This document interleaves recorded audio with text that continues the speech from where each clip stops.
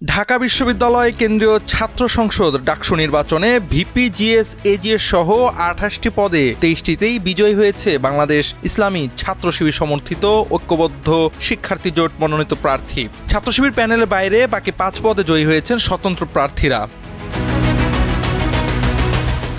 সমাজসেবা সম্পাদক পদে বিজয়ী হয়েছেন স্বতন্ত্র প্রার্থী জুবায়ের বিন নেসারী। তিনি মোট ভোট পেয়েছেন ৭৬০৮টি। সাহিত্য ও সাংস্কৃতিক সম্পাদক পদে বিজয়ী হয়েছেন স্বতন্ত্র প্রার্থী মুসাদ্দিক আলী ইবনে মোহাম্মদ। তিনি ভোট পেয়েছেন ৭৭৮২টি। ১১৭৭৭টি ভোট পেয়ে গবেষণা ও প্রকাশনা সম্পাদক পদে জয়ী হয়েছেন স্বতন্ত্র প্রার্থী সানজিদ আহমেদ তন্নি। এছাড়া ছাত্র ইউনিয়ন সমর্থিত সদস্য পদপ্রার্থী হেমা চাকমা ৪৯০৮টি ভোট ও স্বতন্ত্র প্রার্থী উম্মু উসওয়াতুন রাফিয়া ৪২০৯টি ভোট পেয়ে সদস্য পদে নির্বাচিত হয়েছেন।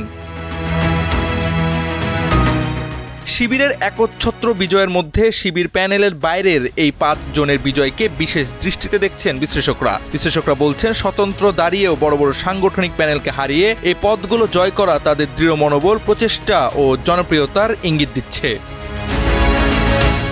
জাওয়াদ আহমদ, সময়ের আলো।